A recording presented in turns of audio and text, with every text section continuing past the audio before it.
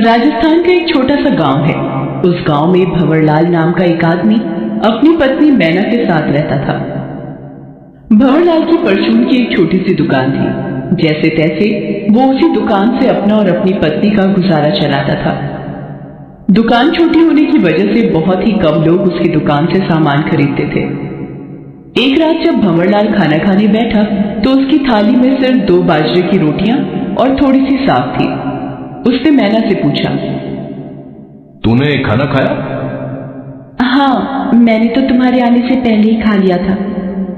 भंवरलाल जानता था कि मैना ने घर में जो कुछ भी था उसे परोस दिया था और खुद कुछ भी नहीं खाया था। फिर उसने एक रोटी खाई और बहाना मारते हुए बोला, बस आज एक रोटी से ज्यादा नहीं खा सकता। ले, ये बाकी रोटी भी तू ही खा ले, मैं अब सोने जा रहा हूं। मैना समझ गई कि भंवरलाल उसे खिलाने के लिए झूठ बोल रहा है। उसकी इस बहानेबाजी पर मैना मुस्कुरा कर रह गई। उस रात जब भंवरलाल सोने की कोशिश कर रहा था तब मैना उसके पास आई और बोली, सुनो जी, ऐसा कब तक चलेगा? क्यों ना तुम अपनी पुश्तैनी जमीन बैंक में गिरवी रखकर कुछ पैसे उठा लो। उन पैसों से तुम दुकान बड़ी कर सकते हो। अगर दुकान बड़ी होगी और सामान ज्यादा होगा तो ग्राहक भी ज्यादा आएंगे और आमदनी भी ज्यादा होगी। ये बात भंवरलाल के दिमाग में बैठ गई। वो अगले ही दिन अपनी जमीन के कागज तैयार करवाने निकल गया। उसकी जमीन दूसरे गांव में थी जिसकी देखभाल उसके चाचा चाची करते थे। भंवरलाल अपने चाचा चाची से जाकर मिला। उसकी चाची स्वभाव से बहुत ही दुष्ट और लालची थी। अगर तुम्हें अपनी जमीन के कागज तैयार करवाने हैं तो जाकर गांव के लेखपाल से मिलो। चाची के कहे अनुसार भंवरलाल लेखपाल के ऑफिस में गया और अपनी अर्जी दी। लेखपाल सारे रिकॉर्ड देखकर बोला, सरकारी कागजों में तुम्हें मृत घोषित कर दिया गया है। अब इस जमीन पर अब तुम्हारा कोई हक नहीं है, इसलिए ये जमीन तुम्हारे चाचा चाची ने अपने बेटे मनोहर के नाम करवा दी है। भंवरलाल को अपनी चाची की सारी दुष्टता समझ में आ गई।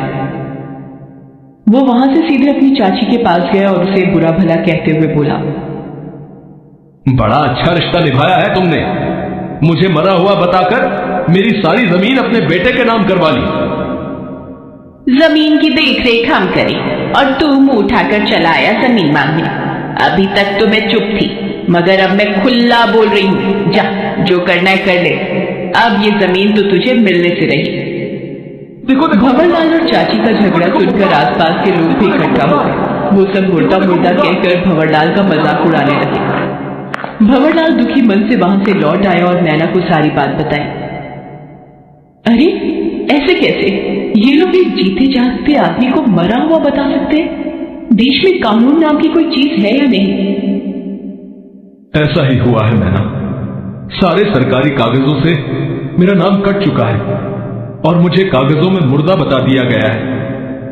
समझ में नहीं आता कि अब क्या करूं। तुम कोर्ट जाओ और कोई अच्छा वकील करो, अब वही हमारी मदद कर सकता है।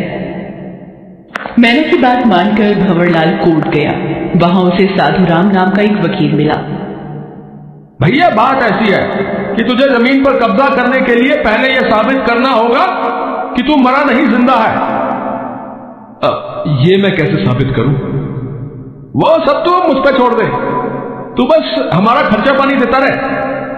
इस तरह साधुराम कोर्ट केस के बहाने भंवरलाल से रुपए ठगता रहा, मगर भंवरलाल की समस्या ज्यों की त्यों बनी रही। धीरे धीरे ये बात सारे गांव में फैल गई। भंवरलाल जहां भी जाता लोग उसे मुर्दा कहकर उसका मजाक उड़ाते। एक तो भंवरलाल की हालत पहले ही अच्छी नहीं थी, ऊपर से उसे मुर्दा जानकर कोई उसकी दुकान में भी नहीं आता था। भंवरलाल जैसे तैसे हर हफ्ते अपनी दुकान का सामान औने पौने दामों में बेचकर साधुराम की जेब गर्म करता रहा। वो धीरे धीरे बर्बाद होता जा रहा था। एक दिन, वकील साहब, इतने रुपए मैं आपको दे चुका हूं। हर बार मुझे कोर्ट से तारीख मिल जाती है, मगर मेरी समस्या वैसी ही है। देख भैया, मैं हर तरह से कोशिश कर चुका हूं। किसी भी सरकारी कागज में तेरा नाम चढ़ाने की कोई गुंजाइश नहीं रह गई है। अब बस एक ही काम हो सकता है कि तेरा नाम पुलिस FIR में चढ़ जाए। वो कैसे होगा? ध्यान से सुन। भंवरलाल साधुराम की बात ध्यान से सुनने लगा। पूरी बात सुनने के बाद वो बोला, मगर ये कैसे हो सकता है? बंसी तो अगर मगर के चक्कर में रहेगा तो समझ जमीन गई हाथ से। हाँ। भंवरलाल तैयार हो गया।